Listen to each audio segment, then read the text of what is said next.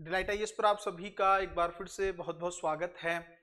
तो कई बार इस तरह का सवाल खड़ा होता रहा है कि भारत के जो क्षेत्र खुद के अपने क्षेत्र हैं और जिन पर अवैध रूप से बाकी देशों ने कब्जा कर रखा है, उन क्षेत्रों को आखिरकार कब भारत जो है वापस लेने वाला है। कब जो है भारत का वो सपना पूरा होने वाला है कि भारत जो क्षेत्र डिजर्व करता है उस क्षेत्र को भारत उस क्षेत्र पूरे क्षेत्र पर भारत का कब्जा होना चाहिए, है ना। तो कौन कौन से क्षेत्र हैं जिनको लेकर डिस्प्यूट चल रहा है और कब तक संभावना है कि वो क्षेत्र अब भारतीय मुख्य भूमि का हिस्सा हो सकते हैं। सबसे पहली चीज तो आप लोग बहुत अच्छे से जानते हैं कि सबसे बड़ा सेगमेंट अगर आप देखेंगे तो पाक ऑक्युपाइड कश्मीर को लेकर आपके सामने निकल कर आता है। वो कैसे? आपको पता है कि जम्मू कश्मीर पूरा जो है वो भारत का हिस्सा है। जब वहां पर तत्कालीन जो रियासत के राजा थे हरि सिंह, उन्होंने भारत के साथ अंगीकार पत्र साइन किया था 1948 के समय में। उस समय जैसे ही वो साइन जो है चीजें हो रही थी, लेकिन उससे पहले पाकिस्तान ने कबीलाई हमला जम्मू कश्मीर पर कर दिया था। उनको पता था कि हरि सिंह जो हैं भारत के साथ ही विलय पर साइन करेंगे। सरदार पटेल को लेकर वो थोड़ा सा डरे हुए थे पाकिस्तान की तरफ से, इसलिए उन्होंने अटैक किया और लगभग 40% के आसपास के क्षेत्र को कब्जा लिया। जब तक हरि सिंह भारत के पास पहुंचे तब तक पाकिस्तान ने कुछ क्षेत्र पर कब्जा कर लिया था। जैसे ही हरि सिंह ने भारत के साथ अंगीकार पत्र को साइन किया, उसके बाद भारत की सेना पहुंचती है और पाकिस्तान को वहीं पर रोक दिया जाता है। उसी क्षेत्र में, क्योंकि नेहरू उस मैटर को यूएन में लेकर चले जाते हैं, उसके चलते जो है उसी सीमा रेखा को अभी के लिए अंतरराष्ट्रीय तौर पर अस्थायी सीमा रेखा मान लिया जाता है ना। तो आज जो है पाक ऑक्युपाइड कश्मीर, जिसको जो है पाकिस्तान ने अवैध रूप से कब्जा रखा है, जिसे पाकिस्तान आजाद कश्मीर की संज्ञा देता है, वो भारत के जम्मू कश्मीर का हिस्सा है और जल्द से जल्द भारत को वो क्षेत्र वापस चाहिए। अगर इस क्षेत्र को लेकर मैं अभी भारतीय प्रधानमंत्री के बयान की बात कहूं तो आपको पता है ऑपरेशन सिंदूर के टाइम पे भी सरकार ने ये क्लियर कर दिया था कि जब तक भारत पाक ऑक्युपाइड कश्मीर को वापस नहीं लेगा तब तक चैन से नहीं बैठेगा, क्योंकि ये क्षेत्र भारत का अपना क्षेत्र है, जम्मू कश्मीर का क्षेत्र है। जम्मू कश्मीर की रियासत जो भारत में शामिल हुई उसका क्षेत्र है, इसलिए भारत इसको जल्द से जल्द हासिल करके रहेगा। पाकिस्तान डर भी चुका था जब ऑपरेशन सिंदूर को लेकर चीजें चल रही थी और दोनों देशों के बीच में टकराव बढ़ गया था, तो पाकिस्तान को सबसे बड़ा डर यही सता रहा था, क्या शायद भारत इस मैटर का फायदा उठाकर पाक ऑक्युपाइड वाले क्षेत्र को अपने अंदर मिला सकता है। पहली चीज ये। दूसरा क्षेत्र की अगर हम लोग बात करें तो वो क्षेत्र है, आपको पता है, अक्साई चीन को लेकर है। अब ये अक्साई चीन वाला क्षेत्र आपको पता है शुरू से ही भारत का हिस्सा रहा है ना। चाहे आप प्राचीन भारत के तौर पर देख लो, मध्यकाल के तौर पर देख लो, चीन ने जो है आजादी के बाद से लेकर 1962 के वॉर तक धीरे धीरे इस क्षेत्र को अपने कंट्रोल में ले लिया, क्योंकि वो क्षेत्र थोड़ा सा हिमालय का क्षेत्र था, इसलिए भारत जो है वहां पर अपना ज्यादा प्रभाव आजादी के बाद नहीं बढ़ा सका, क्योंकि आपको पता है संसाधनों की कमी देश के पास बनी हुई थी। 1962 में चीन ने इस पे कंट्रोल कर लिया और अभी तक इस क्षेत्र पर अवैध रूप से कब्जा करके बैठा है।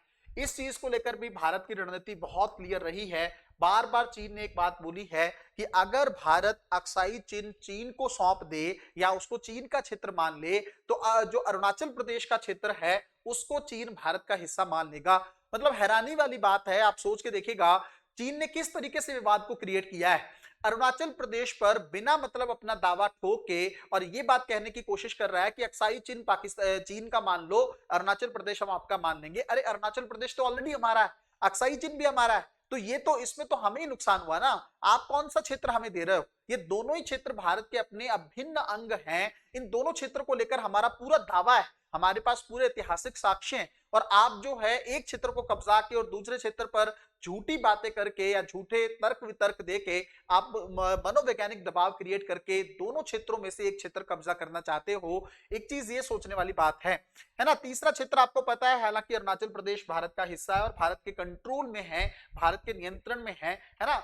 और चीन जो है अरुणाचल प्रदेश को लेकर दावा कहता रहता है कि अरुणाचल प्रदेश चीन के तिब्बत वाले क्षेत्र का हिस्सा है ना। जो 5 फिंगर्स वो बताता है, तिब्बत को वो हथेली मानता है और बाकी क्षेत्रों में लद्दाख वाला क्षेत्र है ना, इन सबको भूटान को शामिल करते हुए वो ये कहता है कि ये अरुणाचल प्रदेश उसका दक्षिणी तिब्बत का हिस्सा है। हालांकि कंट्रोल इस पे भारत का बना हुआ है। जैसे मैंने बताया आपको, भारत पर मनोवैज्ञानिक दबाव क्रिएट करने के लिए उसने ये वाली जो पूरी कहानी रची। लेकिन आपको पता है सरकार अरुणाचल प्रदेश को लेकर बहुत क्लियर है। जब जब दलाई लामा अरुणाचल प्रदेश की यात्रा करे हैं तब तब चीन तिल मिला गया है, लेकिन भारत ने उस चीज का बाखूबी जवाब दिया है। अब बात यह है कि इसके अलावा भी क्या कोई क्षेत्र है जिसको लेकर दोनों भारत का किसी अन्य देश के साथ टकराव है? तो आप देख सकते हैं एक क्षेत्र है हमारा सर क्रीक वाला, है ना।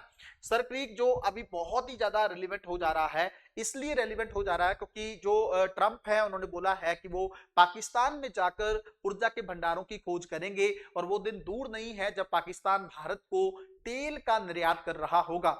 वो पाकिस्तान जिसके पास अपने ऊर्जा के संसाधन मौजूद नहीं हैं, वो भारत की ऊर्जा सुरक्षा को जो है मजबूत बनाएगा। इस तरह के दावे ट्रंप के द्वारा किए गए हैं। यही वो सर क्रीक का क्षेत्र है जहां पर ऊर्जा के भंडार वहां पर देखने को मिल सकते हैं और ये क्षेत्र भारत के कच्छ क्षेत्र का हिस्सा रहा है प्राचीन तरीके से, लेकिन पाकिस्तान इसको सिंध का हिस्सा मानता है। तो इसको लेकर भी दोनों देशों के बीच में टकराव है। अब बात यह है कि कब तक वो कहानी देखने को मिलेगी जब भारत इन क्षेत्रों को भारत में मिला लेगा। सबसे पहली चीज तो मुझे लगता है पाक ऑक्युपाइड कश्मीर को लेकर बहुत अच्छा मौका सरकार ने थोड़ा सा गवा दिया। अभी इंडिया और पाकिस्तान के बीच में काफी टकराव क्रिएट हुआ था, तब सेना को पाक ऑक्युपाइड कश्मीर में उतार देना एक शायद बेहतर कदम होता। लेकिन बात यह है कि जब जहां जिस क्षेत्र में अमेरिका एंटर हो जाता है या जिस मैटर में अमेरिका दखल दे देता है, वहां पे फिर भारत के लिए चीजें थोड़ी सी मुश्किल हो जाती हैं। पाकिस्तान के साथ पूरे मैटर को लेकर ट्रंप ने एक खेल खेलता रहा है, वो भारत को जानबूझ के अंतरराष्ट्रीय स्तर पर खराब करने की कोशिश की है। उसने बार बार भारतीय प्रधानमंत्री इस बात को बोल चुके हैं कि उन्होंने किसी भी देश की मध्यस्थता को स्वीकार नहीं किया, है ना। इससे ज्यादा सीधा बयान और क्या होता है। लेकिन अमेरिका के जो राष्ट्रपति हैं वो बार बार इस बात को बोलते रहे हैं कि हमने भारत और पाकिस्तान के बीच में मध्यस्थता करवाकर इस युद्ध को रोका है। ट्रम्प चाहते हैं, आपको पता है कि वो नोबेल पीस प्राइज को लेकर अपना नाम जो है देना चाहते हैं। वो चाहते हैं कि उनको शांति का नोबेल सम्मान मिले, बट इतनी छोटी सी बातों को लेकर इस तरह से कहना और झूठे दावों के आधार पर इस तरह की चीजें जो है इसकी अपेक्षा करना, ये अपने आप में दुनिया के सबसे बड़े देश के नागरिक को या सबसे बड़े देश के पावरफुल राष्ट्रपति को शोभा नहीं देता है।